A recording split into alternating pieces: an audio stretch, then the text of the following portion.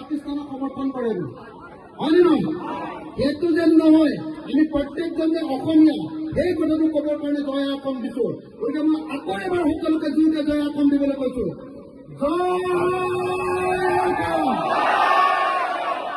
আমি বিজেপি ঘূৰাব পাৰিম নে নোৱাৰিম?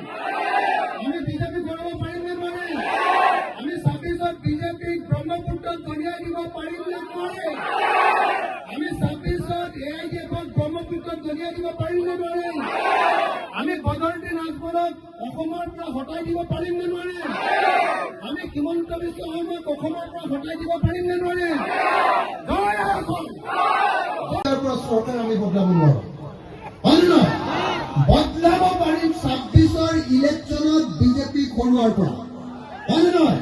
সেইকাৰণে মই সয়নে সপোনে এটাই দেখি আছো যে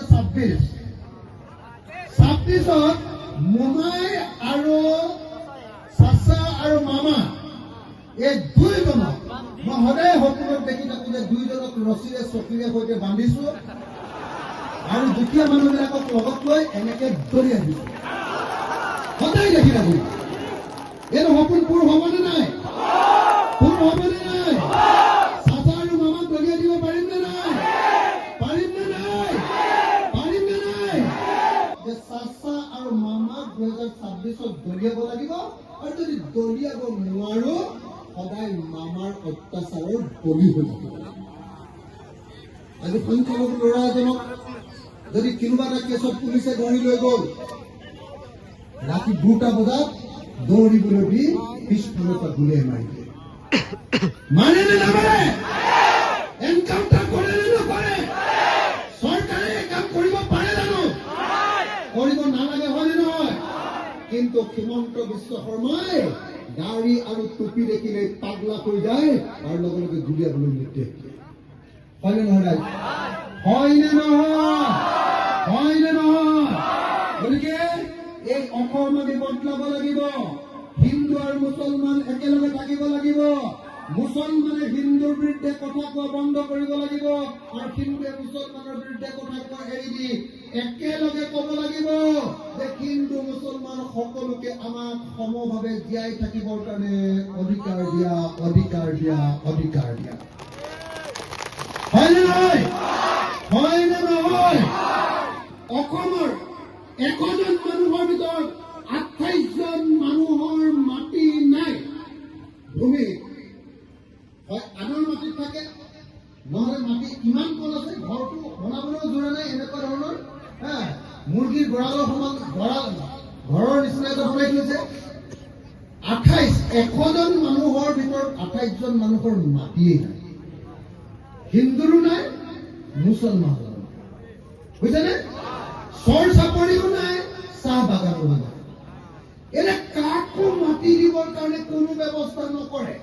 খালি কয় মুছলমানে দেশখন খালে মুছলমানক মাজে মাজে এটা দুটা লাভ দি থাকিব পাৰিলে আমাৰ ভাল। এইটো কি চৰকাৰ হ'ল?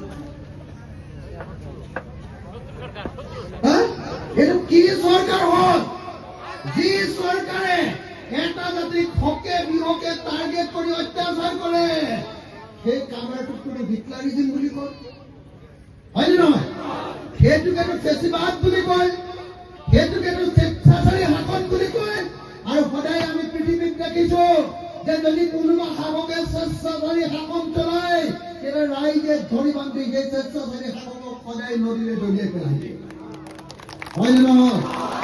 গতিকে হিমন্ত বিশ্ব শৰ্মাই 25 বছৰ কেতিয়াবা কংগ্ৰেছত থাকে, কেতিয়াবা বিজেপিত থাকে, বহুত অত্যাচাৰ কৰিলে এওঁক আৰু সহ্য কৰিব নোৱাৰি।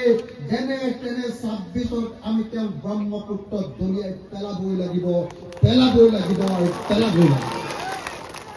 এই সংকল্প মই প্ৰত্যেকজন মানুহৰ মনত লৈ যাব কাৰণে মই সকলোকে অনুৰোধ জনাইছো। মই প্ৰথম কিছু কথা কলো, মই কলো যে আমাক এনেকুৱা চৰকাৰ লাগে যি চৰকাৰে আমাৰ জীৱন আৰু সম্পত্তিৰ নিৰাপত্তা প্ৰদান কৰিব হয়নে? 2 নম্বৰ আমাৰ মৌলিক সমস্যাবিলাক সমাধান কৰিব, মাটি দিব, বানপানীৰ পৰা ৰক্ষা কৰিব, দলং দিব, ৰাস্তা দিব, স্কুল দিব আৰু হস্পিটেল দিব। এইকেইটা বস্তু যদি কোনোবা চৰকাৰে দিব নোৱাৰে তেতিয়াহ'লে সেই চৰকাৰৰ লগত আমি নাই। হয়নে নহয়?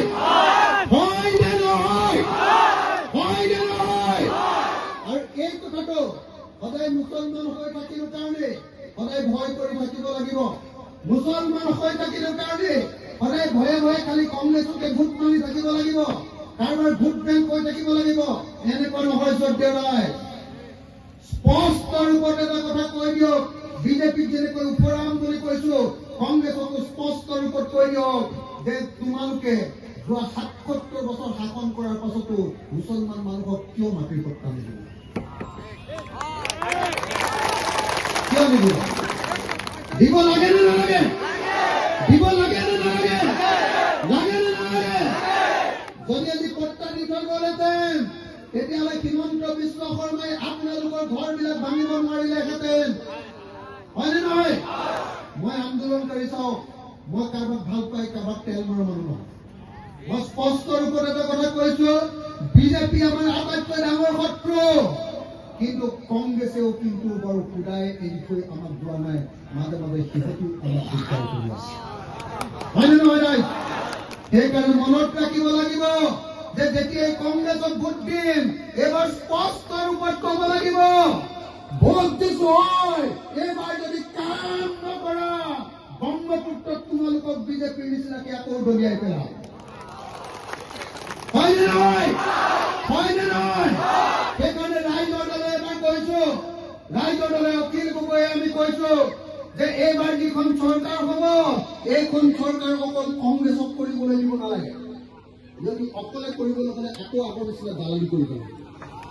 হয়নে নহয়? লগত 126টা সমষ্টি, 65টা সমষ্টিত জিকিলে চৰকাৰ কৰিব পাৰে।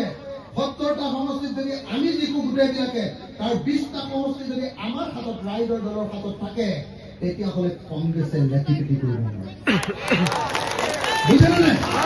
কংগ্ৰেছক তেতিয়া মই কম, মই 5টা কাম কৰিবলৈ দিম।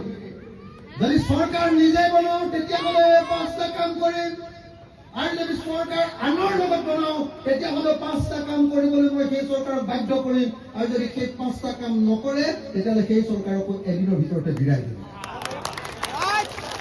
যিকোনো খবৰৰ বাবে যোগাযোগ কৰক 7099017330 লগতে 7099017110 নম্বৰত।